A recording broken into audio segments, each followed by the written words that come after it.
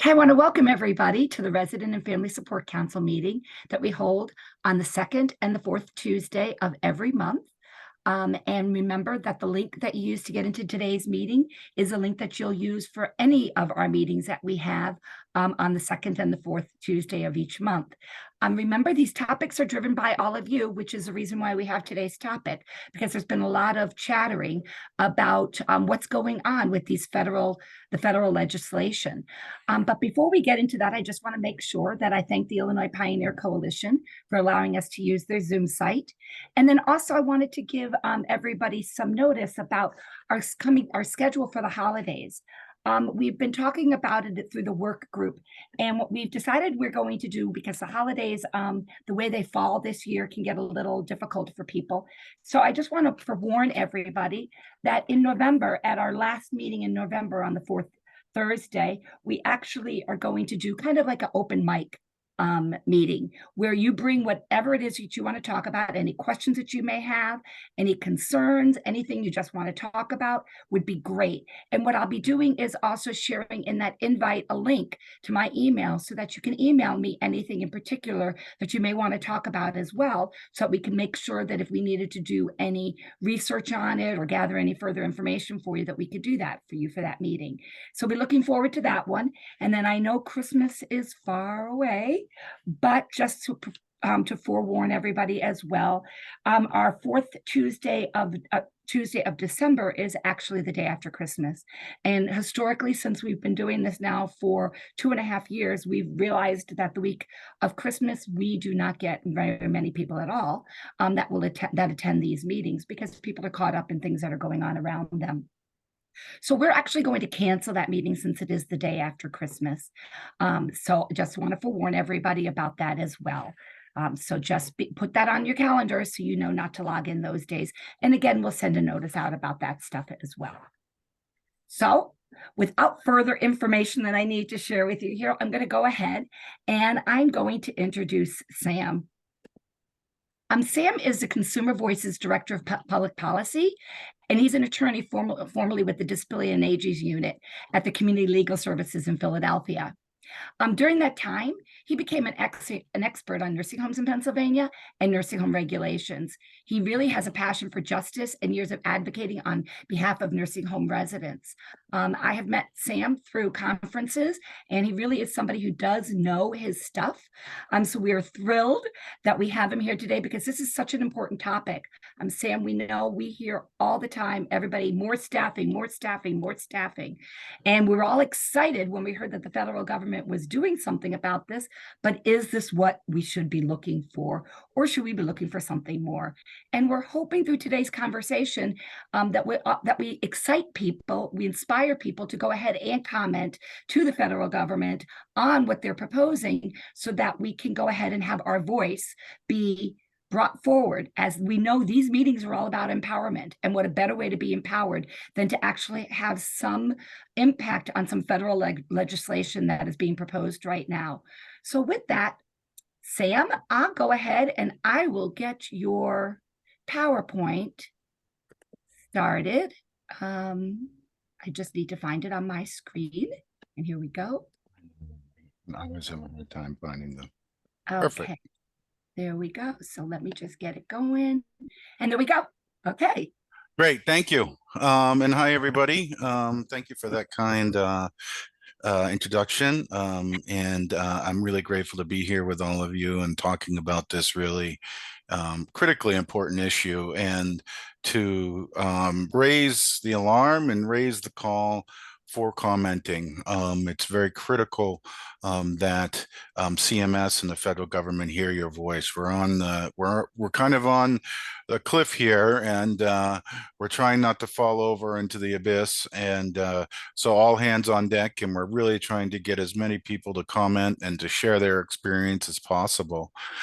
So what I wanted to do today is just kind of run through where we're at with the minimum staffing rule, give a kind of a brief background. I'm sure some of you know, talk about what's the rule, and also talk a little bit about our opinion on it and where we think it should go. So next slide. I'm going to skip this. This is who we are, but we have plenty to cover. I'll go to the next slide. So really, this all came out of a historic announcement on the February 28th, 2022. We got a call from the White House the day before. This is the day of or the day before the State of the Union, and they said President Biden's going to mention nursing home reform, nursing homes in the State of the Union tomorrow, and we're going to release this long list of reforms.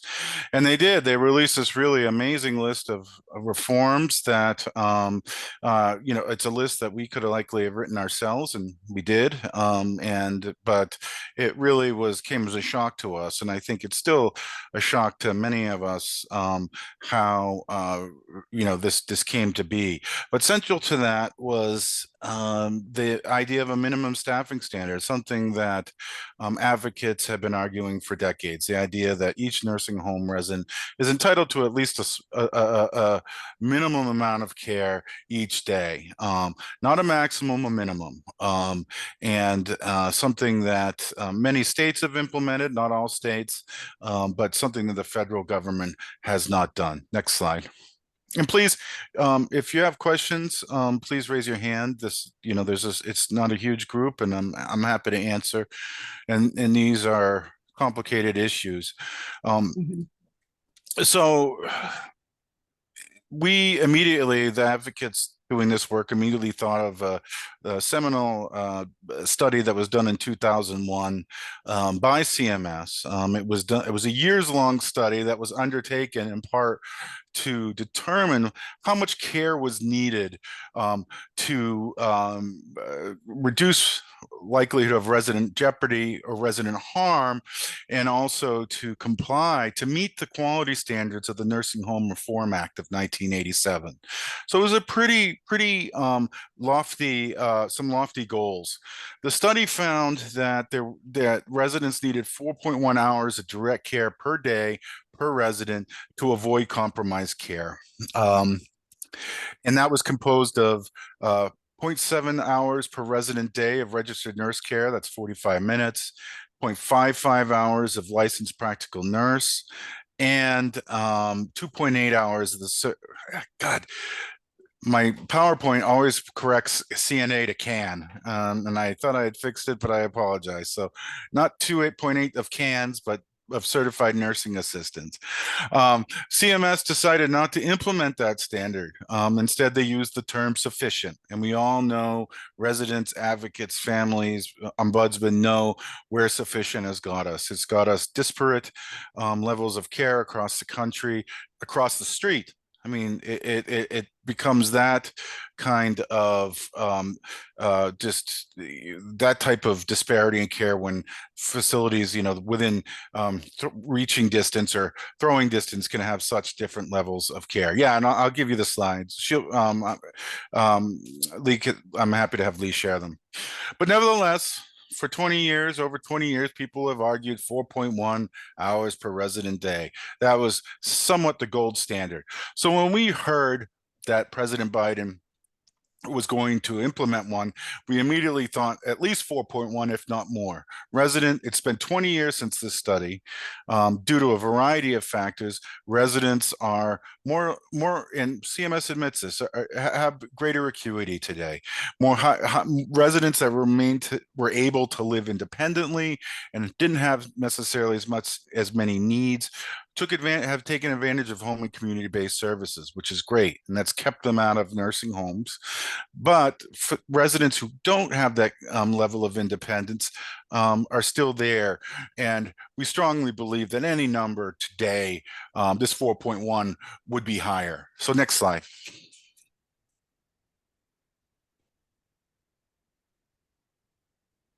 I just said that. All right. So we can skip over this. I just said this slide. So CMS, and this will be very quick, CMS embarked on this regulatory process in 2022, April. They did a request for information and asked for information about a minimum staffing standard, consumer voice, along with hundreds of others, expressed support and also provided insight and ideas. Subsequent to that, they did a staffing study. And this staffing study was composed of a literature review, looking at only the past few years of literature, which was strange, but nevertheless, that's what they did, looking at studies and other papers that have been published that might have bearing upon a minimum staffing standard. Qualitative, which was to me a waste of time. They're just going out and talking to people and asking certain facilities what staffing means. There's certainly enough evidence what staffing means for residents. And quantitative. And the quantitative is they did some data analysis. They did a simulation study to determine what levels of care were needed to reduce omitted and delayed care. They looked at state staffing requirements and they did some cost analysis. This third component, or fourth, or however you look at it, is really what goes into the staffing rule to an extent. But this is the key component of this whole process, and one that we focus on heavily in our comments, and one that CMS does as well. Next slide. So the standard they propose, this is it. This is what they've proposed out of all of this. 0.55 hours of RN care per day and 2.45 hours of CNA care. No minimum for LPNs. Their study supposedly found no relation between LPNs and better outcomes, so they omitted them. How are they? They're characterizing this not as a 3.0 minimum. They're characterizing it as a two-prong minimum staffing standard, where there still is the requirement that that facility should staff to the acuity of the residents. So just because you're at 3.0 doesn't mean that you're going to be staffing correctly. And I'll point out some problems with that. There's a hand up, Ebony. Yes. Yes, hi. My question is, did they not take into account that the majority of nurses who work in nursing facilities or rehabilitation facilities are not RNs, but they are LPNs?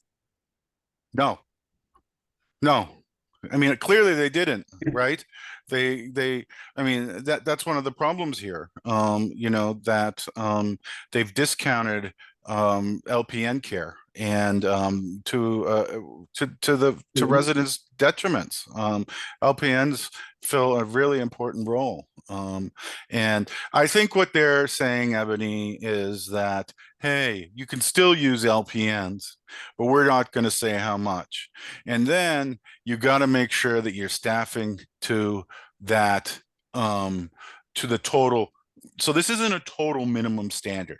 It's just two components, and then you still have to meet the residents' needs, which is just crazy. We'll talk more about it as they come on. Waivers. You can go.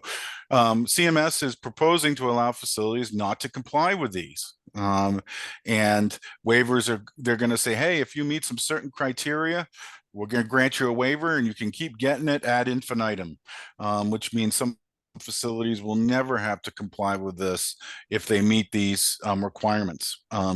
There's 4 criteria for waivers, and they all must be met in order to qualify for one. And I'm going to go through them so you understand.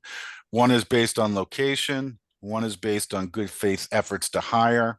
One is based on demonstrated financial commitment. And the last one is certain groups of facilities that have been cited for certain violations or are just not going to be eligible. So let's go through these. Location.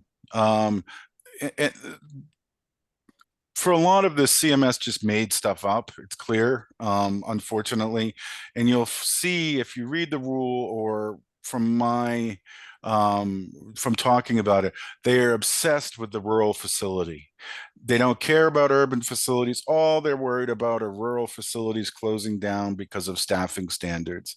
This has in part from lots of pressure from Congress, a very successful campaign for the for-profit and non-for-profit nursing home industry that have just funneled millions of dollars into this idea that rural facilities are going to close down. We're going to talk more about this in detail later. So there's two ways you can meet this location prong. And again, you have to meet each prong. The supply of the health staff needs to be insufficient, and this is some multi-step calculation they're going to use to look at the ratio of providers to the people in the population. And again, CMS has just made this up. There's no clinical support, there's no evidentiary support that this measure at all has an impact on nursing home staffing.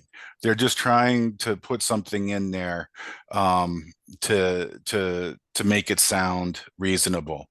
The next one is the next closest long-term care facility is 20 or more miles away. Again, what does that mean? They say this is in part because we don't want to inconvenience family members and visitors. Again, I live in Philadelphia. It takes me an hour to drive 5 miles. But here they're talking about 20 miles away in a rural area, which could take 15 minutes. It just makes no sense. And it's also that untenable position and perverse position that says, hey, what would you rather do? Have your mom or grandmom live in a facility that can't provide necessary care, or drive half an hour? And that's unfair to residents, and it's unfair to us and to family members. They have to meet all of these on this one location. So it's or. So for this location, they have to either live in an area that has a 20% or 40% below national average of provider to population ratio. It's very complicated. Or they can meet this prong of the waiver by showing that the next closest facility is 20 or more miles away. Next slide.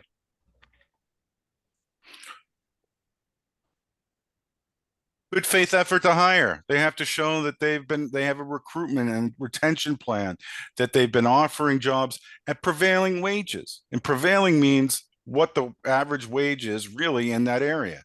And we know that's why they can't hire, is because they're paying CNAs $15, $16 an hour, which is really poverty level wages.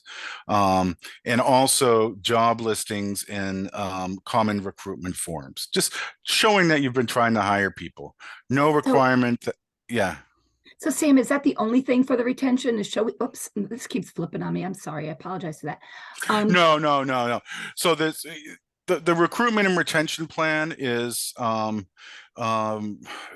something that's I'll talk about that later. They have to have a retention and recruitment plan as part of some new parts of the regulation, but in order to meet this prong, this must be included in that other plan. This shows you how convoluted it is.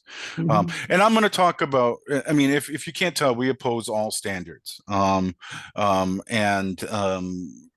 about more why. Excuse me, all standards, all waivers. It's been a long day. I apologize. Next slide.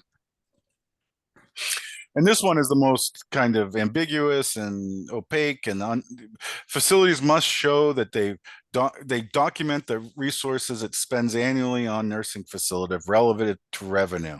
I think what they're asking here is to require a certain percentage of each dollar to go towards care, like 80%, 90%. So for every Medicaid dollar you get, 80% of it has to go towards resident direct care. Where we certainly support that, but we also think that there needs to be other things here that to beef this up. For instance, increased scrutiny on how they spend money, not just on staff, but on related parties, on executive pay, on a variety of other things, state agency, employment agency pay, things like that.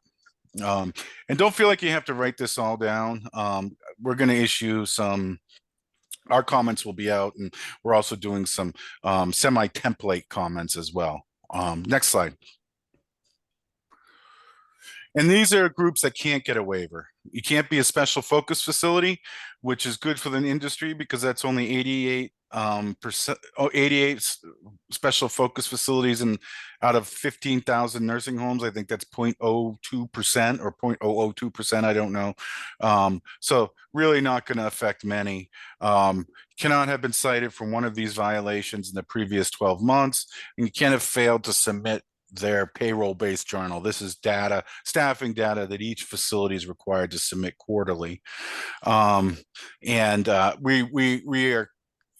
are still in the process of thinking about what these should be, but we want this expanded to include the special focus eligibility. There's a list of eligible facilities that are hundreds long. They all could be a special focus facility, but they're not on it just because of there isn't enough size. Sam, could you speak to what a special focus facility is very briefly? Yeah, sure. It's this plan that sounds great on paper where states designate certain facilities within their state, and these facilities are poorly, more by definition, poorly performing homes. And the specialist focus facility is supposed to provide interventions from QIOs and other types of things to try to teach a nursing home, how to provide proper care. It's not a very effective program. We see a lot of people going in and out. And again, it's only 88 facilities. There's thousands of nursing homes that could be in the special focus facility program. So we don't feel that it could be a much stronger program if funded correctly and the proper interventions were there. But unfortunately it isn't. Next slide. So we oppose all waivers. All residents, regardless of geographic location, are entitled to safe and high quality care. It's absolutely unbelievable that CMS would endorse 2 levels of care for our nation's most vulnerable individuals. We cannot tolerate the fact that some folks will get adequate care and some folks won't. And we just cannot accept that. We're going to recommend that they should not be allowed to not accept new residents, but they shouldn't get paid for any new admissions. If you can't meet the current needs of residents, you shouldn't be allowed to have other residents admitted into the facility and be paid for them. CMS is doing nothing with that. They're going to allow, there's nothing in the regulation that says, hey, you can no longer, because as soon as you admit more residents, you're making your staffing situation worse. No requirement that facility create better jobs or invest in staff. They should be requiring 20%, that 20% over the prevailing wage, or some other type of metric that shows that they're doing something different than the status quo. These jobs, people don't want them because they're hard, and there's little pay, there's little gratitude, and there's lots of stress. And they have to show that they've taken concerted efforts to increase job quality. They don't even look at turnover. Turnover in the country is about 50% a year for direct care staff, which is horrendous. And that's why we say that it's a job quality crisis rather than a job crisis. Were you going to say something, Lee? Yeah, I was going to say, as somebody who's done a lot of work around investing in staff and really looking at that retention piece, that's such a huge factor. You can keep employees if you treat them well and you treat them good, and it's looking at how you do that. And there's a lot of good best practices out there that people have actually been able to institute that have proven to work. Yeah. So it does feel like this is really needs to be addressed much stronger, because there's that excuse all the time that there aren't enough staff. Well, I think part of the factor is that there are staff, there just aren't enough people who care about the staff and want exactly. And we know what drives turnover. It's clear, it's wages, impossible workloads, lack of bad supervising, lack of job opportunities. We know those things. Yeah. And the fact is raise your hand, Jax. It looks like Jack's. Hi. So I have a quick statement in regards to that. I worked as Mhm. a CNA. I have Mhm. my doctorate degree actually, but I Mm. did work as a CNA after getting my doctorate degree, and I've studied aging for a million years. Mm. But as a CNA, the funny part about it is watching. It wasn't it wasn't just the wages, it was also management itself made people leave. I know it did for me in a couple situations. But it's also when I see bad CNAs and they leave one job, they're able to go somewhere else and do that same bad behavior at another place. And so you could have a bad CNA or a bad nurse. And because the market is just in such high demand, their bad behavior just kind of replicates somewhere else. Truth be told, it does. With that being said, yes, the everything that you said in regards to it, the turnover rate is a huge factor because they aren't getting it. When I did it, I did an analysis of my 1 day of work, and I was doing maybe giving residents maybe 2 hours of really, and that's splitting the hairs, like giving each one maybe 10 minutes, twice a day. Because there were so many other things. You're running around answering call lights, you're trying to give baths, you're feeding people, which could take an hour long by itself. Baths are at least a half an hour. So there's a lot of components that just looking at that care that they're talking about, it's not enough. And then that kind of slippery slope, they're going to do those companies are going to do as little as possible. They're going to put as few as they can out there to make their bottom line look bigger. And it's unfortunate, it isn't always they don't have the staff. Sometimes they just don't want to put the staff on the floor because they don't want to pay. So it's a slippery slope, I, unfortunately. I think that's 100% right. I think non the for-profit model is to suck as much money out of resident care, and you see it across the country, where I mean, you throw a dart at a dartboard, and you find a for-profit chain, and you're going to see those similar things: underpaid, lots of related party expenses, and this is the model, and this is why the for-profit industry is so crazed, is because the spigot could be shut off. So I appreciate that comment very much. And Oh, yeah, so next slide. oops. These timeframes are even more to be concerned about. 24/7. Oh, I haven't even got to this yet, and I apologize. There is some really good news in the rule is that they're proposing to require each nursing home have a registered nurse on staff 24 hours a day, 7 days a week, which is just ridiculous that they don't already. The current requirement is only 8 hours. If you look at just increments of time, no nursing category has more impact on care outcomes than RNs.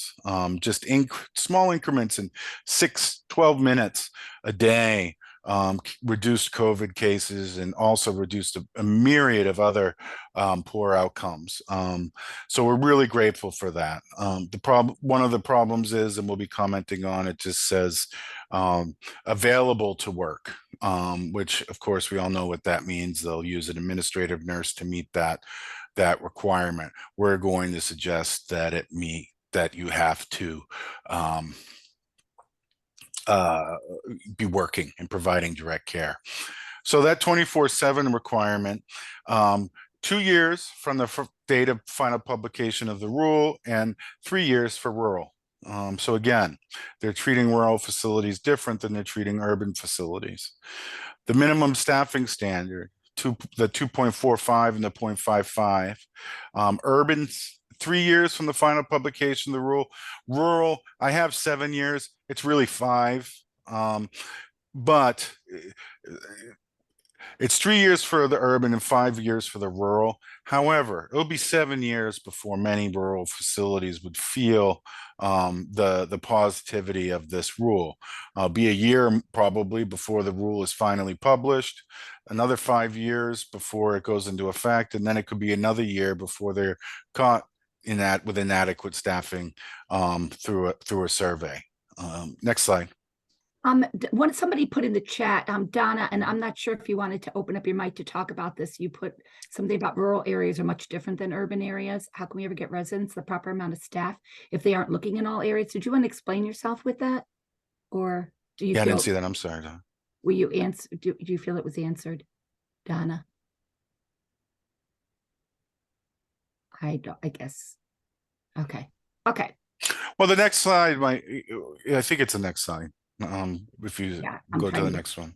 yeah. Sorry, I got to exit out of the chat. And it's not advancing. Sorry. All right. So we find these completely unacceptable. They they've put a lot, they've invested a lot in this differences between urban and rural, but their own study found there's really no difference in rural and urban. The only pronounced difference in staffing between rural and urban facilities is in the LPN category. And they haven't even decided to require LPNs. But if you look at that, it's almost identical. So a lot of these timeframes are just built on myths. They've heard stories about a rural facility closing in a certain area, and they're worried that that's going to happen. And it's irrational. We've looked at staffing. The number one predictor of quality staffing is what kind of ownership, who owns the facility. Nonprofits staff much better, almost an hour better than for-profits. Nothing about urban or rural that we have looked at show that there's this huge sizable difference in the levels of care between rural and urban facilities. And it's very frustrating. Next slide.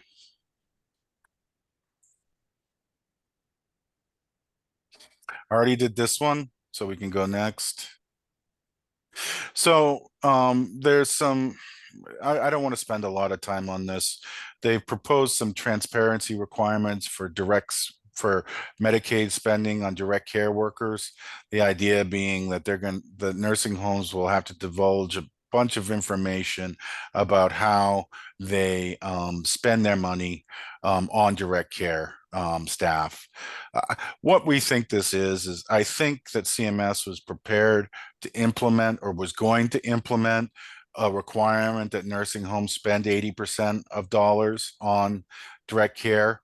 But they felt pushback from another rule that had that. This called the Medicaid access rule. And instead they did this. It's really a useless provision. They're saying it's about transparency, but it really doesn't get you much information at all. We're going to be offering broader comments that really get to what needs to be done when it comes to transparency. Next slide. And what is the response when people say that all of this, the proposed, what's currently even proposed, is going to cost money to the buildings and they can't afford it? What's the thinking around that? I just disagree 100%. If you look at what we're going to propose, we're proposing, and I'll send you those slides too, and I can go through them a little quick. This was more very descriptive than prescriptive, but I'm realizing I should have been well, I don't know if you guys want prescriptive, but this is being more descriptive. I was kind of playing down the middle here. We don't believe that there isn't enough money. And CMS predicts that there'll be over, let me see, I was just writing this, one second.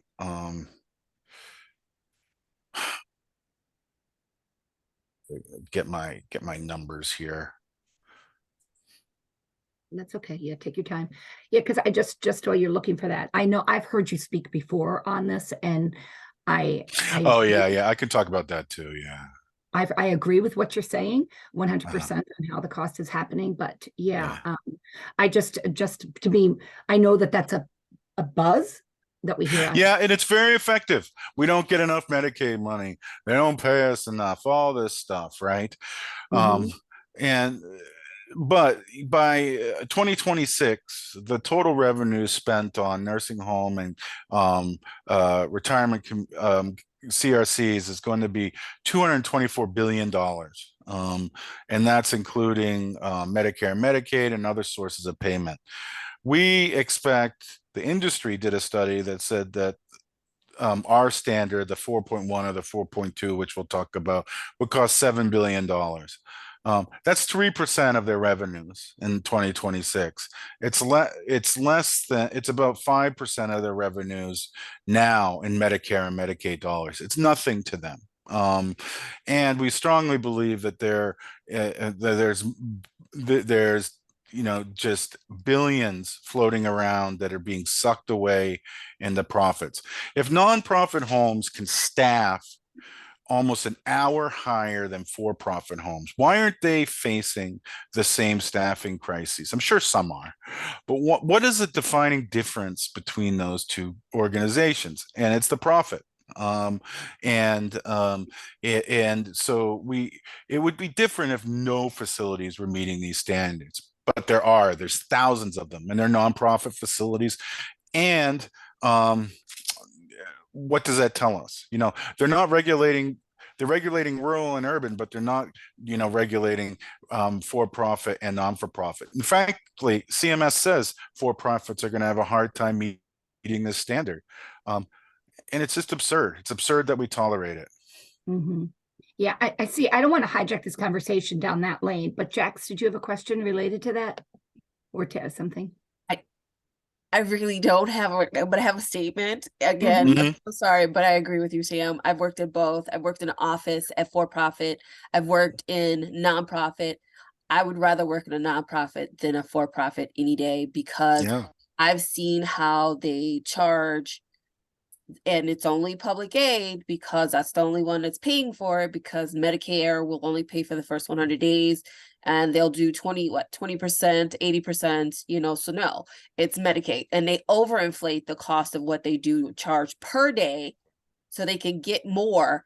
And then what I've seen them do for residents is far less than what they could. So they're getting that $200 a day, and they're squeezing as much as they can. And high-risk patients, they are not taking them because they're not going to get as much money out of them. So no, I've seen it. And I've worked in an office with both of them. So I absolutely agree with you, Sam. It is. They can do it. They just refuse to do it. I'm just gonna get off my high horse. I agree. Thank you for that. Thank you for that. I'll go ahead and I'll advance the slide for you then, if I can get there. There we go. I'm looking at those. Oops.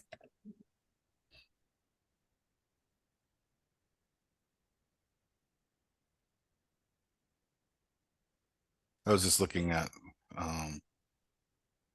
Well, what is offensive. I don't know if Ron is finding me offensive or them offensive. No, I think this is a hard conversation for everybody to hear, because we're coming with different hats on. Ron, I feel like your comments are offensive. I feel as though you're talking about industries that are for-profit versus not-for-profit. Not-for-profits are in Illinois anyway, I can tell you very clearly, and I just posted in the chat, Leading Age, which is not-for-profit in Pennsylvania, that said 52% of their surveyed facilities are restricting admissions because of staffing. This is not a for-profit, not-for-profit sector issue. And if we're going to talk about not-for-profit as being the model of the industry, then we have to look at the managed care aspects, which we have in Illinois, which are predominantly paying 100% of the Medicaid reimbursements for these facilities. So yes, your comments are offensive. Offensive? Offensive. Yes. Why? No, let's talk about it some more. On average, I mean, I'm happy to share some statistics with you. For instance, in Illinois, the average for-profit home staffs at 3.19. The average non-for-profit staffs at 4.18. That's 30% higher. In Pennsylvania, and this is all payroll data from nursing homes. In Pennsylvania, the nonprofit staff 25% higher than for-profits. It's data. I mean, I know that I don't know where your data is coming from. I don't know where your data is coming from. But Illinois already has staffing standards and requirements, and it's higher than 3.1. But Ron, they're not being adhered to. Than the federal standards. But Ron, they're not being enforced right now, so that Yes, becomes a but they conversation. don't need to be enforced. We already Oh, you're a have, trade rep? Okay, I we understand. already have, I just did the data for October 1st, HFS's data Hmm. has put out that 91.5% of nursing homes in the state of Illinois received their staffing incentive because they've met the staffing requirements. 91.5. Then we won't have to worry about those nursing homes. We have to worry about the I ones just that are want to not. let you know that the data provided by nursing homes to CMS from nursing homes in Illinois, this is called the payroll-based journal. This is data submitted quarterly by nursing homes from to CMS, then it's published on the CMS website. It's never been questioned by the industry. In Illinois, for-profit homes staff at 3.19 and nonprofit staff at 4.18. I just put it in the chat. I understand that you may not believe that, but that's often what happens in these arguments, is that when you look at the data that underlines a lot of the industry arguments, it just doesn't play through. So When is your data from? what? When When? is your data from what period? The first quarter of 2023. Yeah. Okay. So, yeah. All right. So, Go ahead. sorry that you're offended by the data, but that's just how it is. It's how it plays No, I'm out. offended by you making comments that everyone has said that this CMS staffing ratios, again, which won't really affect Illinois all that much, is going to cost 4 billion, 40 billion, 400 billion, and that you say that these facilities can just, easily make those changes. Like it's easy. 400 billion. No, I It's said an unfunded mandate. Would you agree to that? no. I would like to hear from one of our residents. Ebony is a resident in one Yeah, of let's the talk care about facilities. someone other than the industry. Ebony, could you? I find it very offensive that Ron said that these do not need to be enforced. Let's take it from a person who has spent 20 years in and out of nursing facilities where you sit in a room by yourself. I am paralyzed from the neck down, and you're on a call light for over 2.5 hours because you need something, but there's no one to come and answer your call light. How do these ratios not need to be enforced? Thank you. Well said. So I think then moving on, I think we I need don't want to. to get in a fight, but the data that you're welcome to share that data, and we'll go on from there. Yeah. So there's also some, and thank you everyone for sharing. So Definitely. there's also some additional requirements on facility assessments. And back in 2016, CMS it's implemented a facility assessment requirement. Lots of things focused on emergency preparedness, other issues, and one of them, including staffing. So they're putting a lot of stock in this provision here that part of this new requirement is that facilities will have to have staffing plans, and those plans will need to account for the acuity of residents. That means they'll have to look at least annually at the needs of their residents, and if they're meeting them, look at resource allocations, look at emergency planning, and it's all this type of stuff that sounds good on paper, but it will really depend upon enforcement and at the local level. And this would go into effect 1 year after the publication of the rule. Next slide. Sorry. I'm trying to get there. So I'm happy to answer questions. I'm happy to share, I'll share with, we had a webinar last week too, to try to help folks, particularly residents and family members and ombudsman comment. And I'll share those slides with you, Lee, and you can share them with a group if you want, which gets more into the details of where we're going. Comments are due on November 6, 2023. You can go to that link there, and we have a whole page set up for you. Shows you how to comment, gives you some some bullets if you want to use them. But the most important thing is what I just heard from Ebony, and what I've heard from Jax, and what I've heard from Donna, is that CMS needs to hear from residents how it's like to live in a facility that doesn't meet their needs.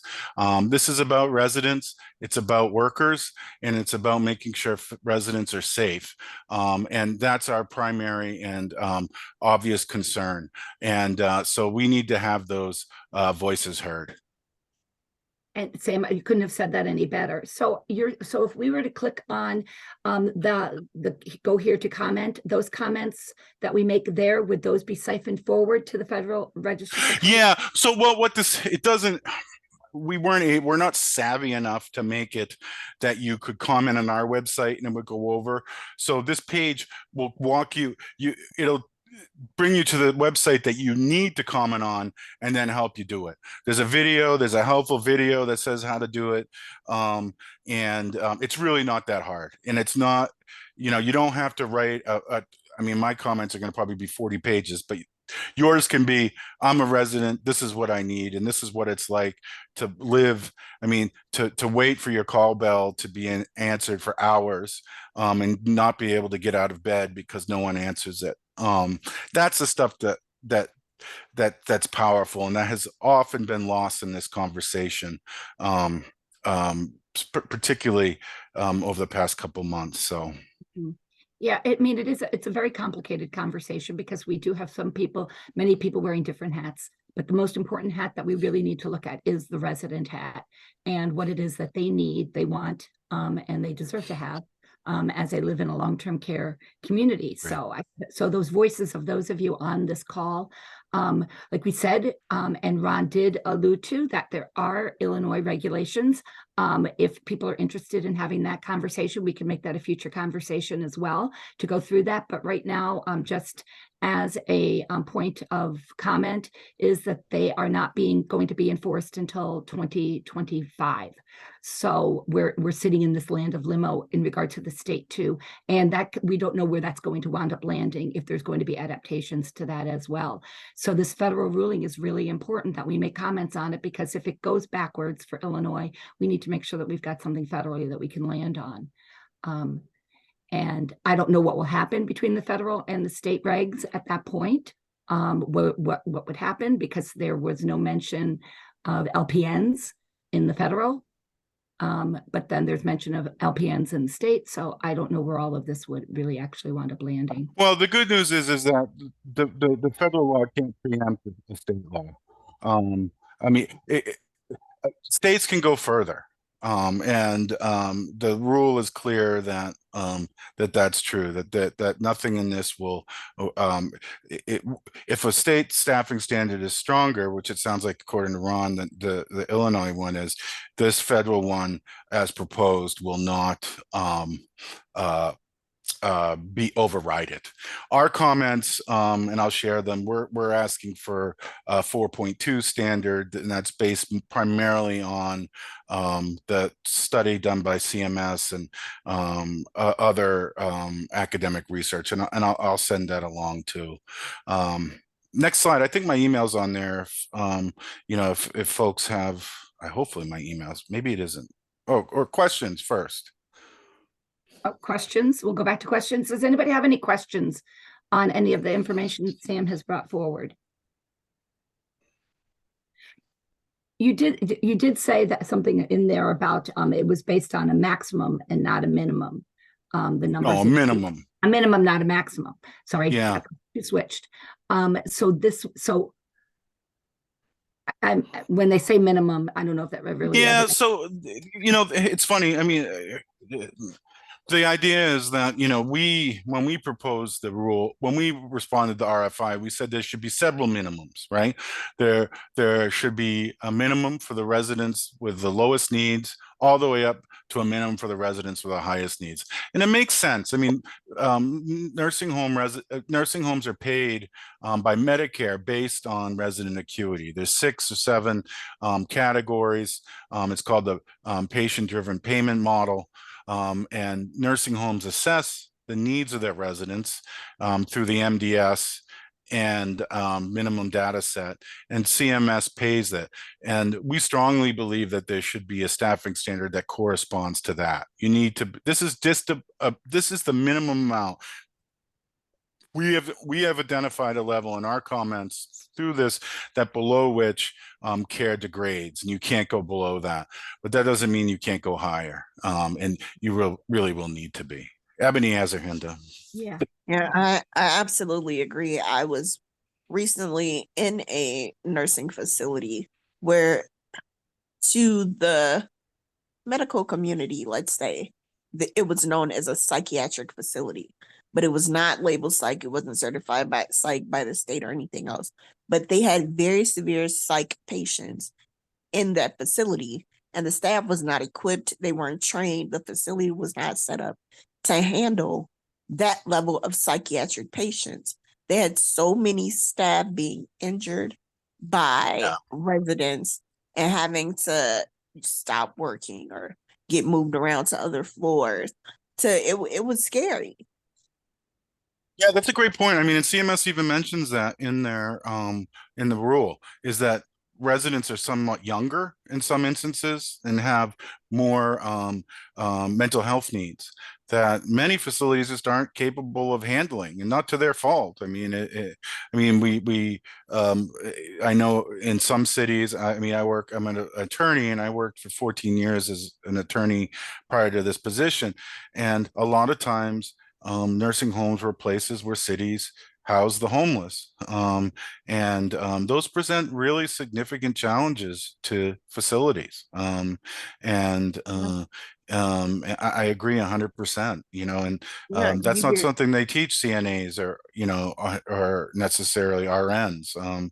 They're not mental health hospitals, right? right. And You that's, get yeah, anything, yeah, especially when they're labeled as rehabilitation facilities. And right, because they right. have that title of rehabilitation, they can accept anything: drug addicts, pedophiles, sex offenders, uh, alcoholics. So imagine mixing all of that in with people who actually need medical help, who can't defend themselves or whatever the case. You get a lot of injuries, a lot of patients going back and forth to the hospital, a lot of nurses just dosing patients. Mhm. Yeah. It doesn't, we are not doing a good job, I know, in the state of Illinois in addressing issues for people that live in long-term care that have mental health issues. You know, we are not doing a good job with that, and we need to do better, because our staff are not equipped to handle those types of people, you know, people that have those needs. Yeah, and they Um, have needs, right? And they're legitimate needs. It just should they be Legitimate. being met, and you know, often it's housing and other things. Yeah, that's a whole other piece that we have to explore that deeper and figure out how to do that better. Yeah, I agree. Definitely. Yeah. Also, if you are sending out an email of the slideshow, can I get a copy of those? I actually have a meeting with CMS at the end of the week, and I think some of those points will be good to bring up. Oh, good. Are you meeting with the administrator, or who are you meeting with? I forget the name. I'm part of Illinois Rescue and Recovery Institution. Great. I'm sorry, Rescue and Recovery Coalition, Silver Arm, and we have a meeting with CMS that we've been trying to get for months now. So finally, this Friday, we're speaking to them, especially about retaliation against residents and things of that sort. And I think a lot of the information that's in your slideshow could be effective. Yeah, I mean, we love to work. I mean, Consumer Voice we like to pride ourselves on working with residents, and we're always looking to connect with more residents and elevate voices. You know, a big part of this fight has been trying to always feature resident voices in the discussions, because that's what matters most. So I'm going to put my email in the chat, and you please feel free to see me as a resource on this. And again, I'm sorry I didn't provide what our comments were going to be in this, just because I felt Ron may not agree with me that I was trying to be more down the middle, and not prescribe. But I'll send those to Lee as well, and you're welcome to use those too. So. And what I will do is we have our website page. The Illinois Ombudsman has a website page, and the Resident Family Support Council, there's a link there. And so with this meeting for today, there'll be any of the information that Sam sends me, the comments, as well as these slides will be all put there. So you could be able to access that. And then also, of course, the video, we do record these. So they will be recorded and put on YouTube as well, so that you can also reference it that way. Do appreciate that. So what we'll go ahead and do is I will go ahead and end the recording right now. If I can do that, let me stop my share. And here we go.